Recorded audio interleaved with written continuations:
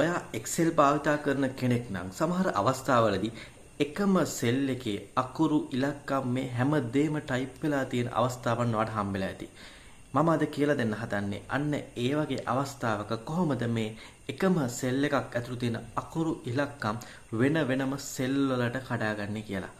ඒ වගේම තමයි මීට කලින් අපි Excel ගැන ටියුටෝරියල්ස් ගොඩක් කියලා දීලා තිනවා. ඒවත් බලලා ඔයාගේ දැනුම වැඩි කරගන්නත් අමතක කරගන්න එපා. අපි යමු අද ටියුටෝරියල් එකට.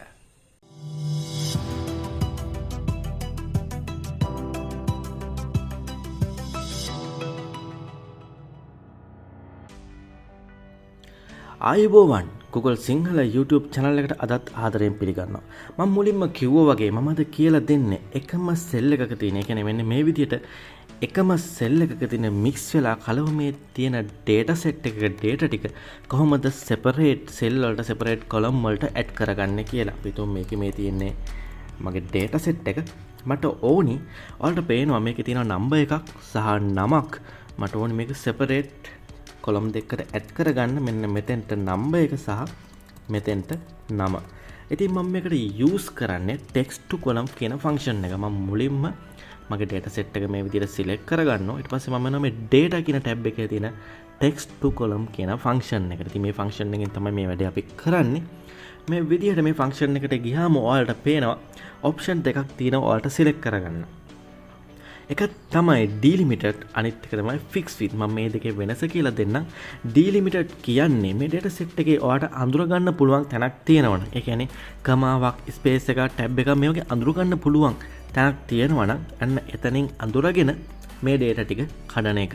එහෙම නැත්නම් fixed width කියලා කියන්නේ ඔයාලට පුළුවන් නම් හරියටම එක තැනක් මෙන්ෂන් කරන්න. ඒ කියන්නේ අපි හිතමු පළවෙනි අකුරු දෙකෙන් පස්සේ මේක කැඩෙන්නේ නැත්නම් පළවෙනි අකුරු 10න් පස්සේ මේක කැඩෙන්න මෙන්න මේ වගේ හරියටම ස්ථිර තැනක් ඔයාලට සිලෙක්ට් කරන්න පුළුවන් නම් මේක වෙන් වෙන්න ඕනි මේ fix width කියන ෆන්ක්ෂන් එක ඔයාලට සිලෙක්ට් කරන්න පුළුවන්.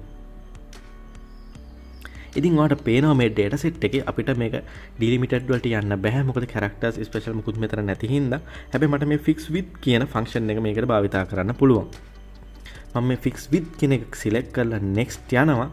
මෙතනදී ඔයාට පුළුවන් ඔයාට මේ data set එක වෙන් වෙන්න ඕනි තැන mention කරන්න.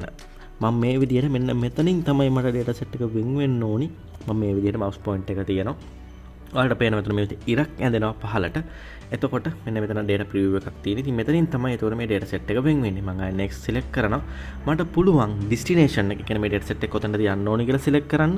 මේ විදිහටම තියලා මම finish කරොත් මෙන්න මේ අංක ටික මේ data කියන එකට ඇවිත් නම මේ number කියන column එකට යනවා. කියන්නේ ඉන්න තියෙන column එක හැම වෙලෙම පළවෙනි data set එක ඇවිත් ඊටු ටික ඉතිරි column වලට යනවා. හැබැයි මට ඕනේ මෙන්න මෙතන ඉඳන් මේක ඉස්සරහට යන්න. ඒ හින්දා මම මේ destination කියන එක select කරලා මම select කරනවා මෙන්න මෙතන ඉඳන් තමයි මට data ටික ඉස්සරහට එන්න ඕනේ. ඒ කියන්නේ මේ data එක මේ විදිහට තියෙද්දි මේ column එක මේ විදිහටම තියෙද්දි මට ඉස්සරහට යන්න ඕනේ මේ දෙකට කියලා select කරලා මම finish කියන එක දෙනවා. හරි. දැන් ඔයාලට පේනවා මෙන්න මේ විදිහට අපි මාක් කරපු තැනින් data ටික separate වෙලා මෙන්න මේ විදිහට column දෙකකට add වෙලා තියෙනවා. මම කිව්වා මෙතනදී අපිට එක විතරක් නෙමෙයි අපිට මාක් කරන්න පුළුවන් තැන් දෙක තුනක්. මම ඒකත් කරලා පෙන්නන්නම්. මම ආයෙත් මේ විදිහට data set එක select කරනවා. select කළා මම යනවා text to column function එකට. fix width next මට ඕනි මෙන්න මේ 100 කියන තැනින් data ටික වෙන් වෙන්නයි ආයෙත් මේ 9 කියන තැනින් වෙන් වෙන්නයි. මේ විදිහට මම තැන් දෙකක් මාක් කරලා next දෙනවා. මම මෙතනදී destination එක මේ තියෙන same column එකත් replace වෙන්න කියලාම දෙනවා. දීලා මම finish කරනවා. ඔයාලට පේනවා ඒ data set එක මෙන්න මේ විදිහට තුනකට අපිට කඩා ගන්න පුළුවන් වුණා. ඉතින් මෙන්න මේ විදිහට තමයි text to column function එකේ මෙන්න මේ fix width කියන option එක භාවිත කරන්න. මම යන්නම් මගේ ඊළඟ example data set එකට. හරි. ඔයාලට පේනවා මේ data set එකේ ඒ විදිහට fix width එකක් අපිට භාවිත කරන්න බෑ. හැබැයි ඒ වෙනුවට ඔයාලට පේනවා column comma එකක් මේ data set එකේ දිනවා. ඉතින් මට පුළුවන් මේ විදිහට මේ comma එක භාවිත කරලා මේක separate කරන්න. මම මේ විදිහට data set එක select කරනවා සහ text to column යනවා delimited. මෙතනදී ඔයාලට පේනවා delimiters කිහිපයක් මෙතන දීලා තියෙනවා. tab semicolon comma space වගේ. නැත්නම් අපි මේ අතර නැති එකක් නම් අපිට පුළුවන් මේ other කියන එක ක්ලික් කරලා අපේ තියෙන symbol එක හෝ අපිට වෙන් කරන්න අවශ්‍ය තියෙන character එක මෙතනට දීලා මේක next කරන්න. ඉතින් මට මෙතනදී comma එක තියෙන හින්දා මම comma කියලා select කරනවා. ඔයාලට පේනවා comma එක select කරපුවාම මේ data preview එකේදී පෙන්නනවා කොහොමද මේක separate වෙන්නේ කියලා. මම next and finish දෙනවා. ඔයාලට පේනවා මේ විදිහට කමා එකෙන් data එක මෙන්න මේ විදිහට separate වෙලා තියෙනවා. ගොඩක් ඔය CSV format වලට වගේ මේක භාවිතා කරන්න පුළුවන් comma separated format වලට සහ ඒ වගේ දේවල් වලට. මම යනවා මගේ ඊළඟ example එකට. ඔයාලට මෙතන පේනවා මෙතන මුකුත් නැහැ. මෙතන නමක් නම් ටිකක් තියෙන්නේ. මට ඕනි මේකේ නම් ටික වෙන් කරගන්න. මම මේක මේ විදිහට select කරලා පේන්න ගොඩක් zoom එක මම වැඩි කරගන්නවා. වෙනස් වෙන කළා මම යනවා text column delimited. මට ඕනි space එකකින් මේක වෙන් කරගන්න. ඔයාලට පේනවා මෙතනදී එක දෙයක් මම ඔයාලට පෙන්නන්නම්. මෙතනදී මේ විදිහට වෙන් වෙනවා නම් දෙක.